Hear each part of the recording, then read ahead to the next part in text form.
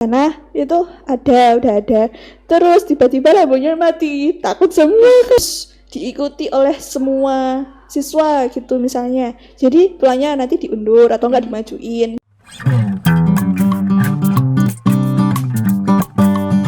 Assalamualaikum warahmatullahi wabarakatuh. Halo Sobat Manesa, bertemu dengan saya Najin Fadila Foresta dari tim jurnalistik. Nah, hari ini hari Jumat tanggal 6 September 2024 kita kedatangan tamu spesial yang merupakan salah satu dari santri Mahat Nurul Huda Mansatu Blitar. Sebelum itu, ayo kita interogasi. Oke, jadi perkenalkan saya Syifa, salah satu santri dari Mahat Nurul Huda. Ya. Ya. Oke, dengan Kak Syifa. Saya manggilnya Kak Syifa aja ya. Ya. Oke, Kak Syifa ini di Mahat Nurul Huda ini udah berapa tahun? Saya dari kelas 10, jadi sekarang sudah kelas 12, sudah hampir 3 tahun. Oh, udah hampir 3 tahun ya. Ya. Itu Kak Syifa ini selama di Mahat itu kan di Mahat juga sekolah. Itu Kak Syifa juga ikut organisasi gitu nggak kalau di sekolah? Ikut. Apa tuh? Arjuna. Saya Jadi kalau bagi kan di Mahat itu kan juga jadwalnya kan juga padat, terus ketambah tugas sekolah, terus ada kegiatan juga Kak Syifa. Nah, itu cara bagi waktunya tuh bagaimana? Untuk saya sendiri itu kan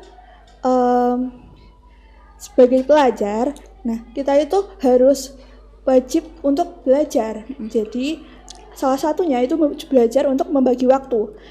Untuk pembagian waktu saya sendiri itu saya fokuskan kepada hal yang lebih penting. Jadi menurut skala prioritas saya, kalau misalnya tugas sekolah itu sudah melebihi deadline atau sudah mendekati, itu akan saya kerjakan terlebih dahulu. Dan apabila ada kegiatan Mahat juga, saya akan mengikuti kegiatan tersebut dengan baik. Oh, jadi Kak Syifa ini juga ikut Arjuna ya? Kebetulan Ya. dia tuh juga jadi anggota Arjuna Manesa. Oke, selama di Mahat itu Kak Syifa ngerasain kayak gak enak gitu, gak kayak perasaan ingin boyong atau gimana gitu?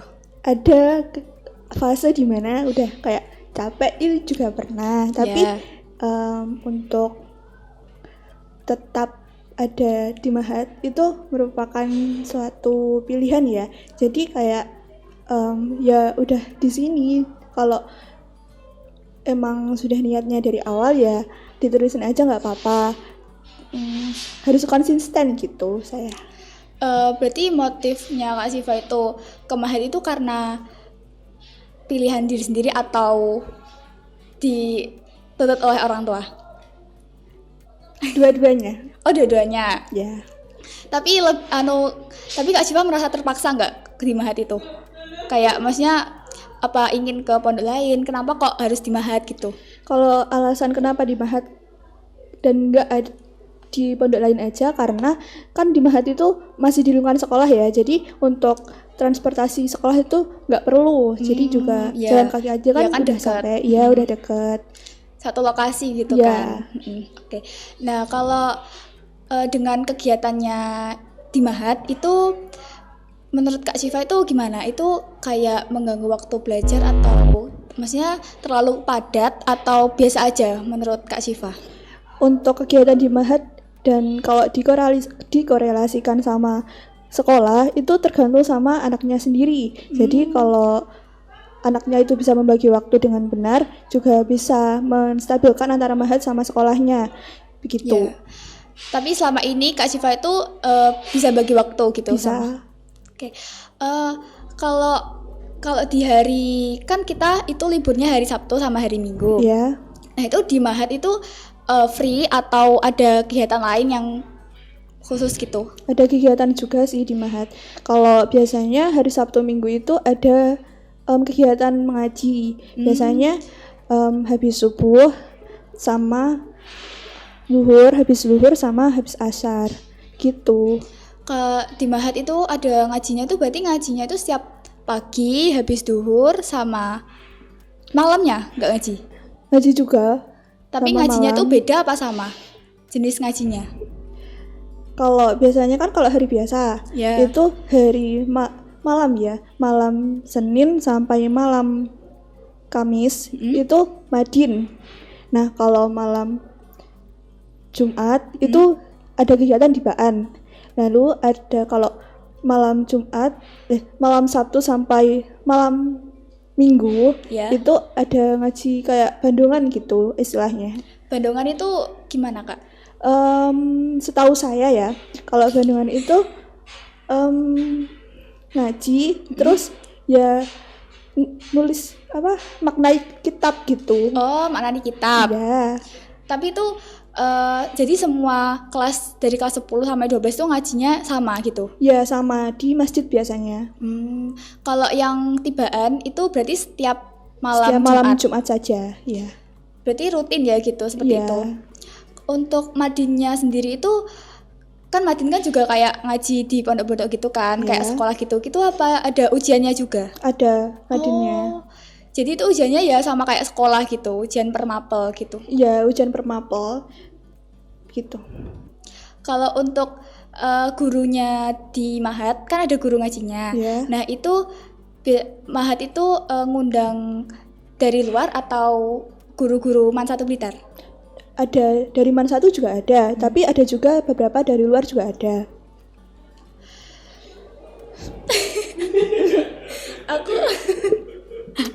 Aku petakok sing Apa? ning Mahat kan enek kuwi lho sing kitab karo Al-Qur'an kuwi lho sing tahfidz.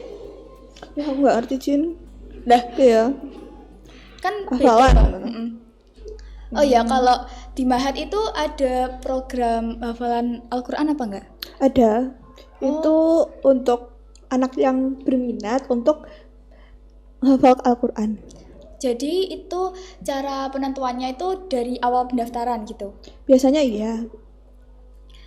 Kalau Kak Siva ini ikut yang apa? Yang ngaji kitab reguler. atau? Oh, yang reguler. Ya, yang kitab. Oh, yang kitab. Jadi kalau ngajinya kan katanya Kak Siva tadi mulai dari malam Senin sampai malam Kamis itu kan ngaji kitab. Ya. Nah, jadi yang ngaji kitab itu yang Al-Qur'an juga ngaji kitab gitu atau beda? Beda kelas, dibedakan sendiri, dipisah kelas gitu biasanya.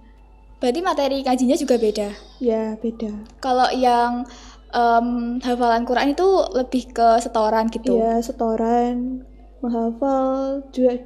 Setahu saya juga ada kitabnya, tapi saya kurang tahu. Tapi kalau yang rutinan kayak habis subuh, habis zuhur itu sama. Sama. Ya di masjid juga tempatnya. Iya. Oh ya, Kak Siva ini di Mahat ini sebagai apa? Sebagai penghuni. Oh, cuma penghuni. Sebagai ya. Penghuni yang saja. menempati. Iya.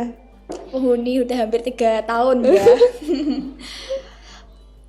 Oke, jadi Kak Siva ini merupakan salah satu santri Mahat Nurul Huda yang udah hampir lulus karena dia itu udah Mahat tuh dari kelas 10, jadi sampai sekarang dia kelas 12 gitu.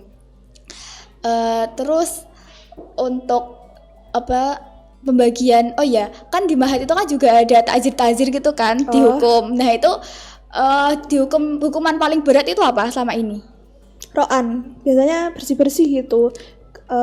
Kan ada pembagian gitu ya. Kalau misalnya bolos ngaji itu berapa, bolos sholat itu berapa, terus telat berapa, gitu kan per menit gitu ya. Ada yang 15, 20 ya. Terus nanti itu ditambah, diakumulasi. Nah habis itu diumumkan gitu kan. Nah kalau biasanya ada kategorinya sendiri, saya kurang paham ya. Iya. Terus Jadi yang diumumin itu berarti diumumin di depan bareng-bareng gitu. Bareng-bareng. Ya. Nah habis itu kalau biasanya langsung. Biasanya takzirannya itu membaca Al-Quran. Terus kalau yang berhalangan itu membaca sholawat gitu. Itu ngumuminnya, maksudnya ngerekap takziran itu selama seminggu atau 2 minggu atau per bulan? Itu tergantung sama pengurusnya. Oh beda-beda. Sama maksudnya itu biasanya kalau takziran itu sebelum perpulangan. Jadi kayak mungkin Akhir 1 bulan minggu gitu. sebelumnya ya. Kalau di takzir itu Kak Siva pernah nggak kena Pernah. takjil?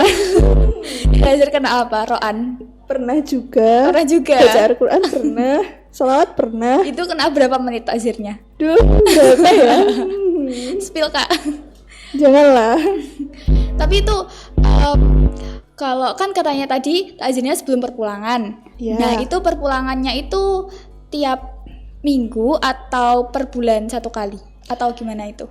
Kalau dulu itu kan sebulan sekali, tapi Ya. kalau sekarang katanya itu pakai semacam matriks gitu, kayak gimana ya? Dilihat hari yang pas gitu. Kalau perpulangan besok ini, perpulangan besok itu pas hari dimana Seninnya itu libur, jadi pulangnya itu bisa 3 hari. Oh lama Sabtu, gitu. Minggu, Senin gitu. Oh berarti dicari tanggal-tanggal cantiknya gitu ya? Iya. Tapi Tanggal. kurang tahu juga habis ini gimana, 1 bulan sekali apa enggak. Oh ya kan ini bentar lagi juga Maulud kan. Nah itu berarti kan pulangnya besok tanggal 13 itu. Ya, Wah libur panjang ya. ya. Semoga bahagia. Berarti yang sebelumnya itu 1 bulan 1 kali Iya. di hari Jumat, Ya, Sabtu Minggu biasanya gitu. di weekend. Pas libur sekolah juga, menyesuaikan sekolah juga sih. Ada kegiatan yang enggak harus diikuti oleh semua siswa gitu misalnya. Jadi pulangnya nanti diundur atau enggak dimajuin gitu. Oh bisa digituin ya. Ya. Kalau pulangnya itu kan semua pulang. Nah itu apa ada sih santri yang nggak pulang gitu? Ada, mungkin ada, setahu saya pernah ada. Itu mungkin alasannya nggak ada yang jemput atau rumahnya jauh atau gimana gitu. Berarti sendirian di Mahat itu? Nggak tahu. Kak Siva pernah nggak pulang? Nggak pernah. Nggak pernah sih Saya pulang selalu ya? pulang. Oh selalu pulang, oke.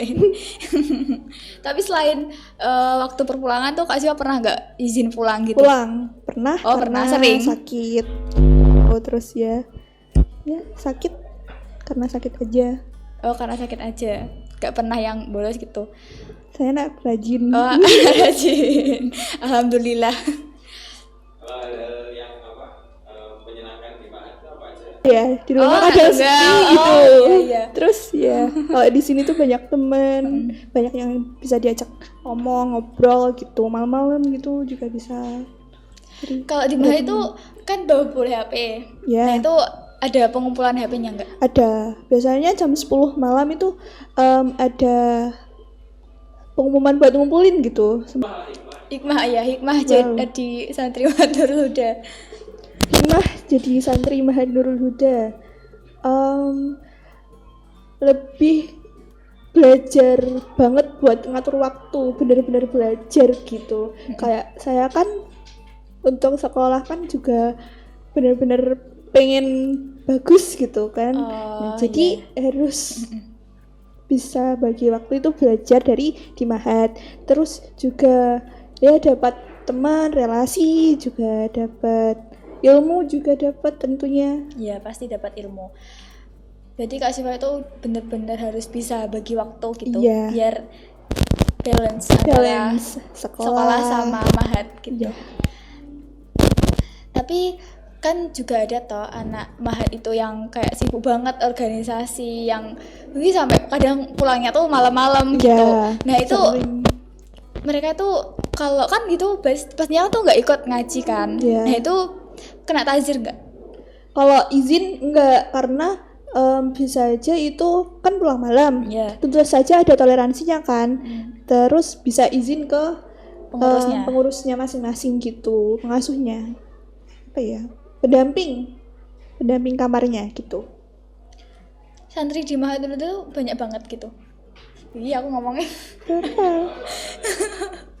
Gak tahu aku sih berapa ya. Kalau untuk jadwal makannya itu gimana? Oh. Jadwal makan sehari tuh berapa kali makannya? Jatah makan itu 2 kali. Oh, 2 Pagi kali. untuk sarapan sama sore. Sore begini. Kalau kan biasanya tuh kalau dapat sambanganku itu kan biasanya kan nggak cuma jajan, kadang bahan mentah. Nah itu kalau kita ingin masak sendiri tuh bisa nggak di Mahat? Ada dapurnya juga. Oh ada dapurnya juga. Ya. ada wajannya juga, bumbu juga ada. Tentu bumbu kalau bisa jangan ambil katanya. Oh, nggak boleh. Nggak boleh. Dimasak buat yang pagi sama sore itu bumbunya. Ya. Kalau itu juga banyak tuh yang masak malam-malam hari, terus begadang, terus ngerjain tugas sama makan mie kadang. Kalau untuk masak malam-malam itu kurang tahu soalnya kamar saya jauh dari dapur. Oh, jauh. Kak Siva nggak pernah masak di Pernah, dapurnya? udah lama tapi Oh, udah lama enggak? males soalnya jauh, beneran jauh. Kalau kan di Mahat itu kan pagi udah bangun, terus langsung ngaji, mandi habis itu ngaji, baru sekolah, habis itu sekolah. Nah itu kan jumlah kamar mandinya kan juga nggak sejumlah settingnya. Nah itu gimana tuh? Antrinya kan biasanya ada yang mandi sebelum subuh. Iya. Ada kalau ada yang halangan itu kan biasanya mandinya pas orang-orang sholat gitu, terus berangkat ke masjid. Terus ada juga yang mandinya setelah subuh, setelah pulang dari masjid gitu. Jadi kayak cepet-cepetan gitu. Itu Iya, pernah nggak soalnya antri sampai panjang banget gitu. Soalnya kalau di Mahat itu kamar mandinya dibagi per kamar. Per Jadinya lebih enak gitu kalau komunikasi mau mandi siapa duluan gitu. Komunikasi. Iya, komunikasi itu penting. Iya, penting banget. Itu di mana tuh pernah ada pembulian gak? Maksudnya kayak ya kan ada anak yang dibully kayak gitu. Mungkin nggak pernah. Nggak ada, damai Nggak ya, ada, damai. Damai. Soalnya kan pengalaman mistis kan? ya pengalaman mistis yang iya. dialami. Mungkin bukan bisnis sih, cuma kayak takut-takut sendiri gitu. Kenapa tuh? Pas apa? Pas jadi kan habis liburan panjang, saya agak lupa ya itu kapan, kayaknya habis semesteran gitu, terus libur apa kalau enggak di akhir tahun terus kembali. Nah itu yang kembali itu masih dikit, belum banyak gitu kan. Banyak yang telat. Nah terus kamar samping saya itu belum ada yang datang gitu loh. Kamar saya udah sekitar 5 atau lumayan lah. Terus saat yang sebelahnya sana itu udah ada. Terus tiba-tiba lampunya mati, takut semua kan. Yang kamar kosong itu yang mati. Ya. Yang Gimana belum ya? pulang itu, yang penghuninya belum. Kan ceritanya kan lagi di dalam semua. Ya. Terus ada 2 anak kamar saya itu main ke kamar lain gitu kan. Terus sisanya itu termasuk saya itu keluar kamar. Nah di kamar sebelah itu kan masih gelap gitu kan. Terus tiba-tiba kok nyala. Terus bertanya-tanya, loh kok nyala, siapa yang nyalain gitu kan, takut ya. Terus Hantu. habis itu masuk kamar lagi, terus keluar lagi, kok mati gitu. Terus takut sendiri kan akhirnya. Terus kayak ya kayak suruh dorong-dorongan sendiri gitu loh, agak jelas gitu. Terus manggil temennya yang tadi kan. Terus dia itu tapi nggak jawab kan di kamarnya yang sebelahnya lagi gitu kan. Terus akhirnya lari ke kamar itu. Terus pas udah tahu ternyata itu tadi emang ada orang yang menyalakan gitu, ada yang nggak tahu gitu. Yang jahil. Ya emang nggak tahu aja. Tapi Kak Siva pernah nggak diganggu kayak pas mandi terus ada Enggak, suara-suara aman kok di Mahat. Oh, aman. Insyaallah ya, semoga sejauh ini masih aman. Semoga nggak ada hantu. Ya. Kalau misal Kak Siva ada kayak diganggu gitu, takut nggak? Takut lah. Saya paling takut film horor. Jadi Kak Siva ini cerah ya? Menakut ini. Kalau yang saya dapatkan dari Mahat itu kan ilmunya tadi ya. Dari Madin, terus dari ngaji, terus gimana cara bersosialisasi sama orang yang benar gitu, terus cara bagi waktu, terus ya bekerja sama temennya, gimana supaya nggak ada yang salah paham, nggak ada yang bertengkar atau yang lain-lain lah gitu. Pesan untuk teman-teman yang ada di Mahat, yang semangat di Mahat sama sekolahnya, ya semoga betah sampai lulus gitu.